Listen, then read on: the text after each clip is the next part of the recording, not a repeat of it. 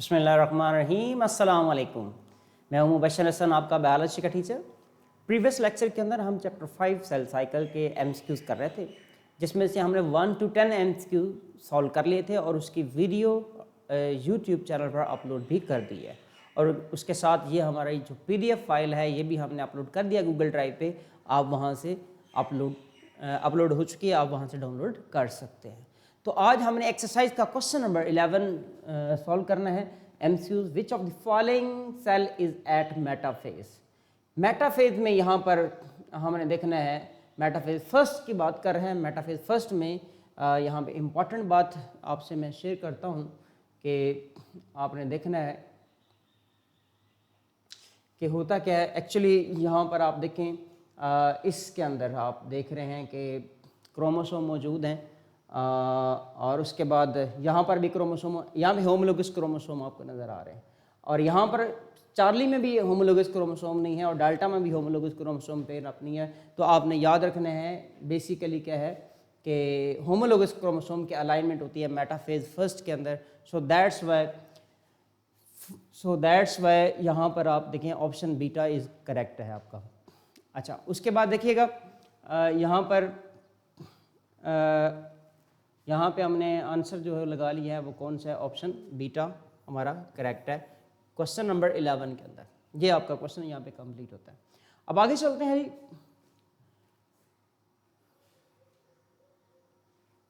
Question number 12, this diagram is showing different stages of crossing over. Crossing over हो रही है, which stage contain क्याज्मा। अब क्याज्मा यानी कि क्या मेटा जो है वो किस स्टेज में होगा, जाहिर सी बात है। क्याज्मा मतलब हमने कहा था कि वो प्लेस होती है जहाँ पर बेसिकली क्रोमोसोम जो है वो आपस में अटैच होते हैं।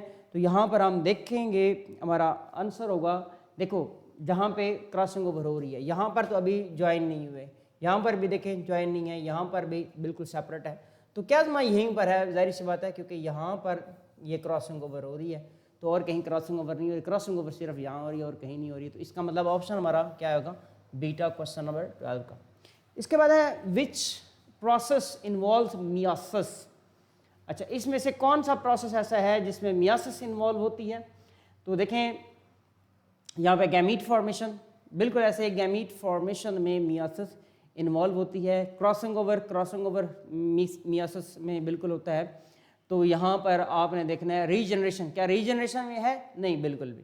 इसका मतलब रीजनरेशन में नहीं होती मियासिस, तो ये वाला ऑप्शन भी नहीं हो सकता, ये वाला ऑप्शन भी नहीं हो सकता, ये वाला ऑप्शन भी इनकरेक्ट। इसका मतलब है हमारा राइट आंसर क्या होगा, वो बीटा है यहाँ पर, क्योंकि गैमीट फॉर्मेशन में बीटा में दोनों आ रहे हैं, यानी कि क्रॉसिंग ओवर भी आ रही है और गैमीट फॉर्मेशन भी आ रही है। मियासिस जो है वो गैमीट फॉर्मेशन और क्रॉसिंग ओवर दोनों के अंदर इन्वॉल्व होता है। आगे चलते हैं जी। क्वेश्चन नंबर यहाँ पे हमारा 14 आ जाएगा। 14 क्वेश्चन क्या है, देखिएगा, diagram shows replication of chromosome. Chromosome की रेप्लिकेशन कहाँ पर हुई है, जाहिर सी बात है। आप देखें ये सेंट्रोमेयर है, ये एक क्रोमोसोम है, ये दूसरा क्रोमोसोम है, यहाँ पे रेप्लिकेशन हो गई है। रेप्लिकेशन हो गई, ये भी डुप्लीकेट हो गया और ये भी डुप्लीकेट हो गया। What is the total number of chromosome in this diagram. आप देखेंगे कि टोटल नंबर ऑफ क्रोमोसोम यहाँ पर कितने होंगे। जाहिर सी बात है, अगर आप देखें इन दिस डायग्राम, आप देखें यहाँ पर एक क्रोमोसोम है, ये दूसरा क्रोमोसोम है, ठीक है। अगर ओवरऑल सारी डायग्राम में देखें तो 4 क्रोमोसोम नज़र आएंगे। यहाँ पर भी आपको एक क्रोमोसोम नज़र आ रहा है और दूसरा क्रोमोसोम यहाँ पर नज़र आ रहा है। तो बेसिकली ये भी एक क्रोमोसोम है, यानी कि 1 + 1 + 1। तो आपके पास इस तरह से कितने, इस पूरी डायग्राम में अगर देखें तो 4 क्रोमोसोम होंगे। तो हम देखते हैं what is the total number of chromosome in this diagram. Total कितने हैं आपने बताना है कि टोटल 4 है, 1 2 3 4। ये भी एक क्रोमोसोम है, लेकिन ये डुप्लीकेटेड क्रोमोसोम है। क्रोमोसोम ये एक या बेशक डुप्लीकेट हो गया, याद रखिएगा। Question number 15, chromosomal number of fruit fly is 8, the gamete of fruit fly contains. आप याद रखिएगा, अगर क्रोमोसोम नंबर 8 है, यानी कि आपने कहा 8 क्रोमोसोम है, यह डिप्लॉयड है। गैमीट जब बनते हैं तो मियासिस होती है, तो एक गैमीट में कितने होंगे, 4 होंगे। तो हमारा यहाँ पर ऑप्शन क्या होगा, ऑप्शन बीटा इज करेक्ट। अच्छा, इसके बाद देखिएगा क्वेश्चन नंबर, हम चलते हैं 16, हमारा next question number 16। Question number 16 जो है ये एडिशनल एमसीक्यूज हैं, तो इनको हम डिस्कस करेंगे। यहाँ पर एडिशनल एमसीक्यूज को डिस्कस करेंगे। The period of cell cycle between two consecutive division is termed as, यानी कि दो डिवीजन्स के दरमियान में जो पीरियड होता है उस क्या कहते हैं, यानी कि एक डिवीजन और दूसरी डिवीजन। जाहिर सी बात है, आपने कहा था वो दरमियान में एक प्रिपरेटरी फेज होती है, उस प्रिपरेटरी फेज को हम क्या लिखते होते थे, उसको हम कहते थे इंटरफेज। प्रोफेज नहीं है, टेलोफेज नहीं है, मेटाफेज नहीं है, तो यहाँ पे राइट आंसर क्या होगा, इंटरफेज। इंटरफेज क्या है, यहाँ की प्रिपरेटरी फेज है। ये एडिशनल एमसीक्यू है, ये आप इसलिए करवा रहे हैं क्योंकि आपके पेपर में 50% जो है वो क्या आने हैं, एमसीक्यू आने हैं, तो ये आपने ज़रूर देखने हैं। और उसके साथ इसको हम अपलोड भी कर देंगे अपनी गूगल ड्राइव पे, लिंक भी आपसे शेयर कर देंगे, आपने वहाँ से इनको डाउनलोड ज़रूर कर लेना है। अच्छा, विच of the following phases of mitosis is essentially the opposite of prophase in terms of nuclear change. Nuclear change के हवाले से जो फेजेस आपस में बिल्कुल अपोजिट हैं, हमने यहाँ पर कहा था कि आपस में अपोजिट क्या होंगी, दोबारा देखिए, विच of the following phases of mitosis is essentially the opposite of prophase. यहाँ पे प्रोफेज की बात हम कर रहे हैं, जो बिल्कुल प्रोफेज के अपोजिट है। हमने जब माइटोसिस पढ़ी थी तो हमने कहा प्रोफेज और टीलो, प्रोफेज फर्स्ट फेज आ जाती है माइटोसिस की, और टीलोफेज उसकी आखिर वाली फेज है। तो ये दोनों एक दूसरे के क्या होती हैं, ऑपोजिट होती हैं। तो यहाँ से देखेंगे टीलोफेज, इंटरफेज, एनाफेज और मेटाफेज, तो ऑप्शन यहाँ पर क्या आएगा, टीलोफेज का आंसर आ जाएगा। Question number 18, when do homologous chromosome pair up. Chromosome pair up कब होते हैं, हमने कहा पेयर अप सिर्फ मियासिस में होते हैं, और मियासिस में भी मियासिस फर्स्ट के अंदर होते हैं। मियासिस फर्स्ट में भी किस में होते हैं, प्रोफेज फर्स्ट के अंदर होते हैं। आइए देखते हैं, ओनली माइटोसिस, बिल्कुल ऐसा नहीं है, ओनली मियासिस फर्स्ट, ठीक है, माइटोसिस में होते ही नहीं है। तो हमने कहा मियासिस में भी कहाँ होते थे, प्रोफेज फर्स्ट के अंदर होते हैं, बाकी कहीं नहीं होते। आगे चलते हैं, क्वेश्चन नंबर 19 है, the arm of the chromosome are called. Chromosome के जो आर्म्स होते हैं, यानी कि ये आपके पास क्रोमोसोम है, इसके ये 2 आर्म्स नजर आ रहे हैं। हर एक आर्म को क्या कहते हैं, क्या क्रोमेटिन कहते हैं, ऐसा नहीं है, क्या डिप्लॉइड कहते हैं, ऐसा नहीं है, क्या सेंट्रोमेयर कहते हैं, ऐसा नहीं है। तो आंसर हमारा क्या है, यहाँ पर बीटा है, क्रोमेटिड्स कहते हैं इनको, यानी कि इस क्रोमोसोम के ये आपस में क्या हैं, सिस्टर क्रोमेटिड्स। क्वेश्चन नंबर 19 मुकम्मल हो जाता है। अब हम चलते हैं क्वेश्चन नंबर 20 की तरफ। चलें जी, क्वेश्चन नंबर 20 क्या है, साइटोकाइनेसिस। हमने कहा सेल साइकिल के 2 फेजेस होती हैं, एक होती हैं बेसिकली एम फेज के अंदर। सेल साइकिल में देखें 2 फेज, इंटरफेज और एम फेज। एम फेज के अंदर आगे 2 होती हैं, एक होती है कैरियोकाइनेसिस, एक होती है साइटोकाइनेसिस। कैरियोकाइनेसिस में न्यूक्लियस की तकसीम होती है और साइटोकाइनेसिस में साइटोप्लाज्म की तकसीम होती है। आइए देखते हैं, डिवीजन ऑफ न्यूक्लियस, इसको हम कहते थे कैरियोकाइनेसिस। माइटोसिस ऐसा नहीं है, तो डिवीजन ऑफ साइटोप्लाज्म बिल्कुल ऐसे ही है। ये साइटोकाइनेसिस के लिए आंसर ये बिल्कुल ठीक होगा, डिवीजन ऑफ सेंट्रोमेयर ऐसा नहीं है। Option Charlie is correct. In which stage of cell cycle the cell stop dividing. कहाँ पे सेल डिवाइड करना छोड़ देता है, देखिए G1 फेज के अंदर वो प्रिपेयर कर रहा है, S फेज के अंदर DNA के रेप्लिकेशन कर रहा है, G2 के अंदर वो ATP को इकट्ठा कर रहा है, एनर्जी को इकट्ठा कर रहा है, और सो ऑन प्रोटीन्स बना रहा है, स्पिंडल फाइबर के लिए प्रोटीन बना रहा है।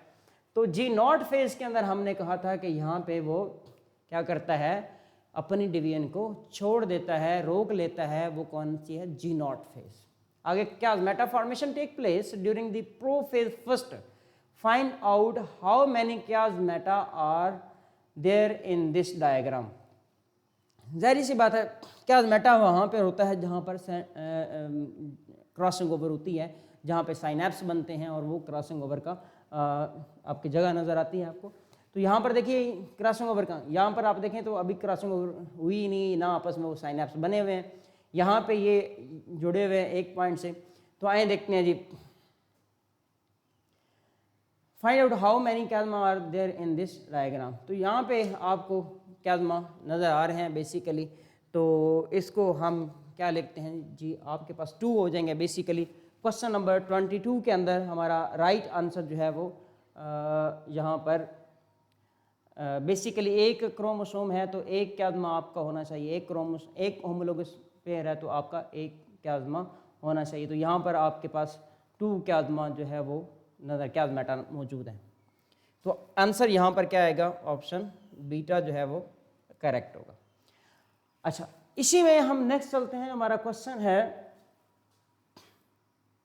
Question number 23, in which stage of cell cycle, in which stage of cell cycle each chromosome is duplicated and so it consist of 2 chromatids. जाहिर सी बात है, आपने कहा कि क्रोमोसोम बेसिकली ये क्रोमोसोम है, डुप्लीकेशन होगी एस फेज के अंदर, तो ये क्या बना देगा, 2 क्रोमेटिड्स बना देगा। वहाँ पे सिंगल क्रोमेटिड था, यहाँ पे 2 क्रोमेटिड है।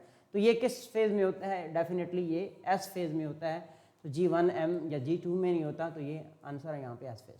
During which phase of cell cycle spindle fibres are formed, spindle fibres are formed.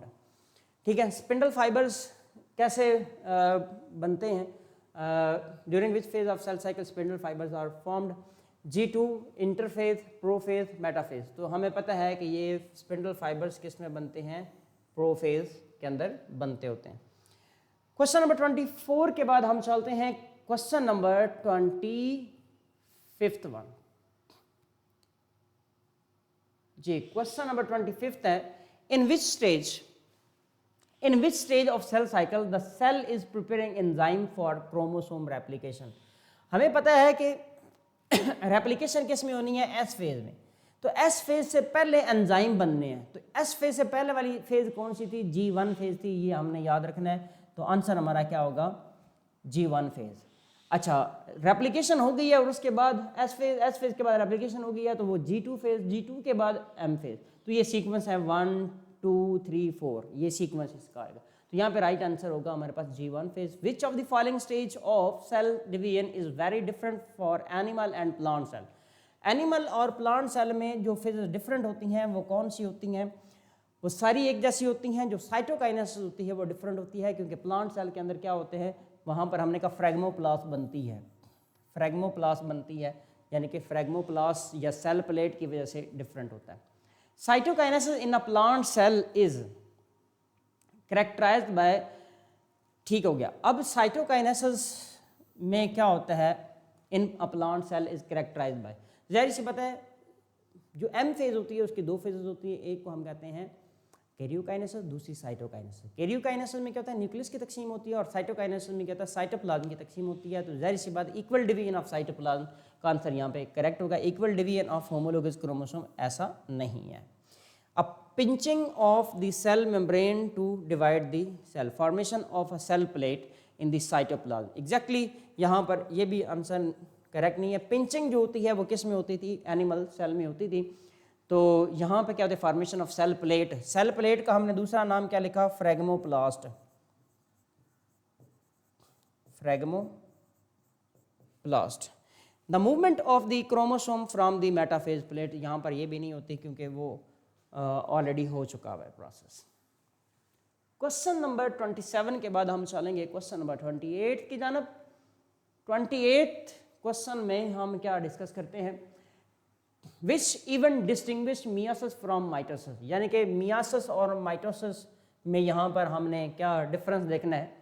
Condensation of chromosome दोनों में होती है, लॉस ऑफ न्यूक्लियर मेम्ब्रेन दोनों में होती है, फॉर्मेशन ऑफ मेटाफेज प्लेट दोनों में होती है, पेयरिंग ऑफ होमोलोगस क्रोमोसोम दोनों में नहीं होती। पेयरिंग ऑफ होमोलोगस क्रोमोसोम जो है ये सिर्फ और सिर्फ किस में होती है, ये मियासिस में होती है, ये माइटोसिस में नहीं होती। तो इसलिए मियासिस को डिस्टिंग्विश कर सकते हैं किस बेस पर, पेयरिंग या साइनेप्सिस या क्रॉसिंग ओवर या क्याज़्मा की बेस पर, बाकी यहाँ पर एक जैसे हैं। In which stage of the cell cycle most cells spend their lives, तो यहाँ पर हम देखेंगे cell cycle in which stage of the cell cycle most cells spend their lives. अब देखते हैं जी किस में, प्रोफेज में है, मेटाफेज में है, इंटरफेज में है और टेलोफेज में है। तो यहाँ पर बेसिकली 29 में जो मोस्ट टाइम लगता है वो बेसिकली तो लगता है इंटरफेज में। तो 29 में हमारे पास आंसर है जी इंटरफेज। तो जैसे हमने कहा ह्यूमन सेल है, तो ह्यूमन सेल में 23 आवर्स एंड 30 मिनट्स, यानी कि 23.5 आवर, यानी कि 23.5 23.5 और की बात कर रहे हैं, ये इंटरफेज है। बाकी जितनी एम फेज होती है वो ओनली 30 मिनट्स में होती है अगर ह्यूमन की बात करें। विच of the following distinguish myiasis from mitosis, again से क्वेश्चन वही आ गया, myiasis from mitosis, the chromosome number is reduced, बिल्कुल ऐसे ही है भाई, क्रोमोसोम नंबर रिड्यूस हो जाते हैं। क्रोमोसोम अंडरगो क्रॉसिंग ओवर, ये भी होता है, बिल्कुल ऐसे ही है। Daughter cells are genetically different from the parent cell, ये भी बिल्कुल ऐसे ही है। ऑल ऑफ द अबव, तो देखिए पहला आंसर ठीक था, हमने यहीं पर देख के इसको आंसर नहीं लगाना, हमने सब ऑप्शन को रीड करना है। वो हो सकता है हमारा ऑप्शन डेल्टा जो है वो करेक्ट हो, तो ऑप्शन से सारे ठीक थे, तो मोस्ट अप्रोप्रिएट यहाँ पर क्या आ जाएगा हमारा answer, all of the above, यानी कि ये सारे ठीक हैं, तो option delta is correct. Question number 31 में देखिएगा, find the correct statement, homologous chromosome form pair during mitosis, भाई माइटोसिस में पेयरिंग होती ही नहीं है, ये तो करेक्ट इनकरेक्ट है। Chromosome do not duplicate in interphase preceding myiasis first, भाई मियासिस फर्स्ट से पहले डुप्लीकेशन होनी है।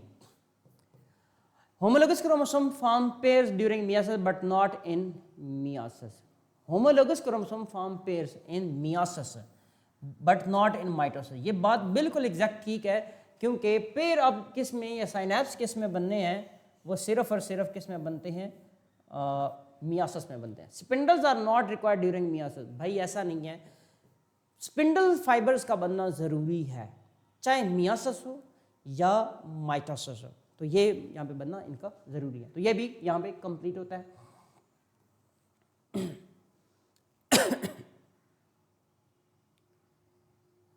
क्वेश्चन नंबर हमने देखना है, यहाँ पर हमारे पास नेक्स्ट क्वेश्चन है 32nd, what reason would you suggest for the fact that the total DNA content of each daughter cell is reduced during meiosis? अच्छा, क्रोमोसोम जो है जाहिर सी बात या जेनेटिक मटेरियल या डीएनए रिड्यूस हो जाता है मियासिस में, कैसे? Chromosome do not replicate during the interphase before myiasis, भाई रेप्लिकेशन होती है।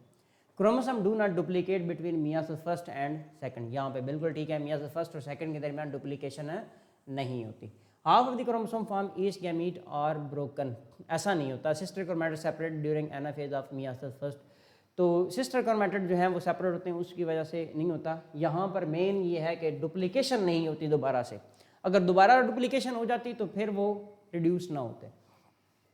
The longest phase is mitotic phase, meiosis, cell cycle, interphase. अब देखिए लॉन्गेस्ट फेज की बात करता है, अगर सेल साइकिल की फेज की बात करता है तो जाहिर सी बात उसमें क्या आना चाहिए, इंटरफेज आना चाहिए, the longest phase of cell cycle, तो माइटोटिक फेज या इंटरफेज, तो इन दोनों में से क्या आ जाएगा, इंटरफेज। लेकिन यहाँ पर उसने पूछा द लॉन्गेस्ट फेज, अब फेज का यहाँ पे क्वेश्चन आपके पास आ जाएगा, सेल साइकिल का भी ऑप्शन है, इन सब में से लॉन्गेस्ट क्या होगी, तो आंसर है 33 के अंदर हमारा राइट आंसर जो है वो डेल्टा ही आएगा, लेकिन उसने फेज पूछी है तो इसलिए डेल्टा आएगा। अगर वो कह सकता है द लॉन्गेस्ट वन, तो फिर क्या आना था, वो हमारे पास उस वक्त सेल साइकिल आ जाता। तो अगेन से देखें तो यहाँ पे आंसर क्या है, इंटरफेज। अगर वो कहता है लॉन्गेस्ट वन तो फिर आना था सेल साइकिल, उसने फेज कह दिया है तो फिर इंटरफेज है। आगे चलते हैं क्वेश्चन नंबर 34 में। क्वेश्चन नंबर 34 के अंदर देखिएगा, type of spindle fibre which attach the chromosome is called, जो क्रोमोसोम के साथ अटैच होते हैं उनको क्या बोलते हैं, काइनेटोकोर कहते हैं, जो आपस में अटैच होते हैं उनको नॉन काइनेटोकोर कहते हैं। आगे चलते हैं जी, क्वेश्चन नंबर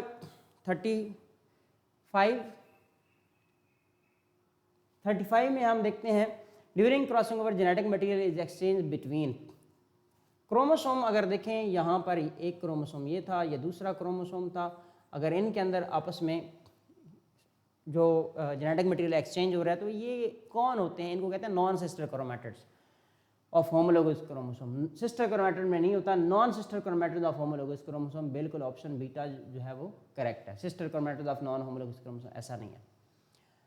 आगे, which of the following is correct about the examples of haploid and diploid cell in man. Nerve cell जो है ये डिप्लॉइड होते हैं, अच्छा स्पर्म सेल हैप्लॉइड होते हैं, स्पर्म सेल हैप्लॉइड होते हैं, नर्व सेल डिप्लॉइड होते हैं, डिप्लॉइड होते हैं, डिप्लॉइड होते हैं, और ये हैप्लॉइड होते हैं और ये हैप्लॉइड होते हैं। तो देख लें जी, यहाँ पर डिप्लॉयड, ये आपके पास स्किन सेल डिप्लॉयड और हैप्लॉयड यहाँ पे स्पर्म सेल। तो ये वाला ऑप्शन ये क्या होगा, ऑप्शन बीटा करेक्ट होगा। Question number 41, which of the following is unique to mitosis and not a part of meiosis. तो इसको देख लेते हैं जी। क्वेश्चन नंबर 41 में homologous chromosome pair forming bivalent, ठीक है, ये मियासिस में होता है, माइटोसिस में। होमोलोगस क्रोमोसोम क्रॉस ओवर, ये मियासिस में होता है। Chromosome pair are broken during anaphase, ये मियासिस में होता है। क्रोमेटेड सेपरेट ड्यूरिंग एनाफेज, ये वाला ऑप्शन किस में होता है, ये माइटोसिस में होता है। आगे चलते हैं जी। क्वेश्चन नंबर 42 है। 42 के अंदर हम देखें क्या है, the cell cycle describe how cell dies, how cell consume energy, the life cycle of a cell, cell movement. Life cycle of cell, एक सेल से नेक्स्ट जो सेल बन रहे होते हैं, ये उसकी हम बात कर रहे होते हैं।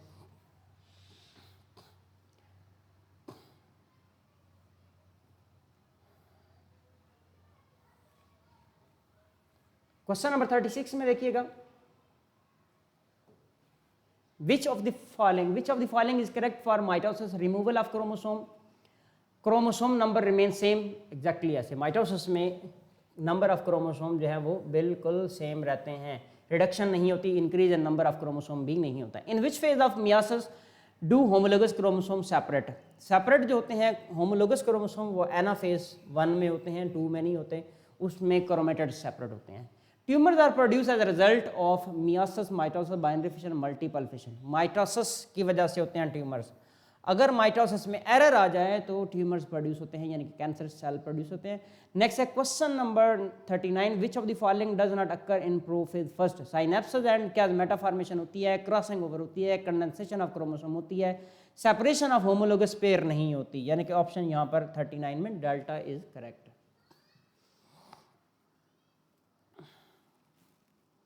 क्वेश्चन नंबर 40 हो चुका है, 39 भी हुआ है, 40 भी हो गया। 40 के बाद 41 आ जाता है। 41 में देखते हैं, which of the following is unique to mitosis and not a part of meiosis. Homologous chromosome pairs forming bivalent, I think so ये क्वेश्चन हमने ऑलरेडी कर लिया है। तो यहाँ पे क्वेश्चन नंबर हमारे पास 43 है। During which phase of the cell cycle does DNA replication occur. जाहिर सी बात है, याद रखिएगा रेप्लिकेशन हमेशा किस में होती है, एस फेज में होती है। नेक्स्ट क्वेश्चन है 44, in which stage of mitosis do chromosome align in the middle of the cell. Middle में जो अलाइनमेंट होती है उसको हम क्या कहते हैं, वो मेटाफेज होती है। वो मेटाफेज फर्स्ट हो, सेकंड हो या सिंपल मेटाफेज हो, तो यहाँ पे आंसर क्या होगा, option beta is correct. Question number 45, which cellular process is responsible for tissue repair. Tissue repair के लिए यकीन ये है कि जब माइटोसिस होती है, इसने रिपेयर भी कराना है, रिजनरेशन भी करानी है, वाउंड हीलिंग भी करानी है, तो आंसर हमारा यहाँ पर क्या आएगा, माइटोसिस आएगा, मियोसिस नहीं आएगा, साइटोकाइनेसिस या रेप्लिकेशन नहीं आएगी। तो माइटोसिस का आंसर यहाँ पे करेक्ट है। क्वेश्चन नंबर यहाँ पर हमारे पास आ जाता है 46 वन। क्वेश्चन नंबर 46 क्या है जी, during cytokinesis in animal cell the cell membrane pinches inward to form.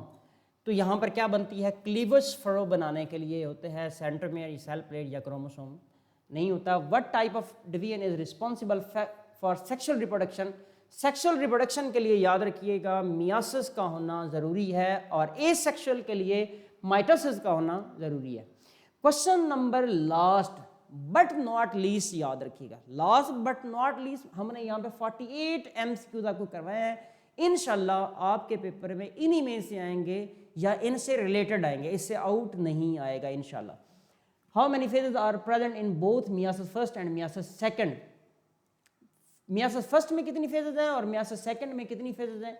देखें जी, अगर हम यहाँ पर बात करें तो अगर मियोसिस की खाली बात करें तो जाहिर सी बात उसमें 4 फेजेस आएंगे। माइटोसिस सेकंड की, मियोसिस सेकंड की बात करें तो 5 फेजेस आएंगे। फेजेस की बात करेंगे जब हम कैरियोकाइनेसिस की बात कर रहे होते हैं, कैरियोकाइनेसिस। अगर हम इसके अंदर प्लस साइटोकाइनेसिस भी ऐड कर दें तो फिर हमारा आंसर क्या आएगा, फिर आंसर 5 आना चाहिए। तो क्वेश्चन नंबर 48 में हमारे पास राइट आंसर अल्फा ऑप्शन। यहाँ पर देखें अल्फा क्यों लगाया गया है, क्योंकि इसमें एक ये आ गई और ये दूसरी आ गई। अगर वो कैरियोकाइनेसिस कहता है तो 4, अगर साइटोकाइनेसिस कहता है तो 5, उसने सिंपल फेजेस कहा है तो हमारा आंसर आएगा अल्फा। क्यों, इसमें कैरियोकाइनेसिस प्लस साइटोकाइनेसिस। तो हमारा राइट आंसर यहाँ पर क्या होगा, सिर्फ और सिर्फ आ जाएगा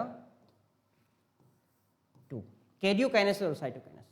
अगर कैरियोकाइनेसिस कहेगा तो 4, अगर मुकम्मल कहेगा दोनों का बताएं तो फिर 5। तो यहाँ पर क्या आएगा 2। अच्छा, इसी के अंदर आपने देखा है कि यहाँ पर की मौजूद है। इसके बाद शॉर्ट क्वेश्चंस हैं, SLO based short question exercise के भी हैं, कुछ एसएलओ बेस्ड भी हैं। इंशाल्लाह उनको हमने नेक्स्ट लेक्चर में डिस्कस करना है। तो आज का लेक्चर हमारा कंप्लीट होता है। हमारे चैनल को ज़रूर सब्सक्राइब कीजिएगा, उस पे तमाम प्रीवियस चैप्टर्स की वीडियोस लेक्चर्स मौजूद हैं, एक्सरसाइजेस मौजूद हैं और गूगल ड्राइव पे ये शीट्स भी मौजूद हैं। तो आज का लेक्चर हमारा कंप्लीट होता है। मुझे और हमारी टीम को दें इजाज़त। अल्लाह हाफिज़।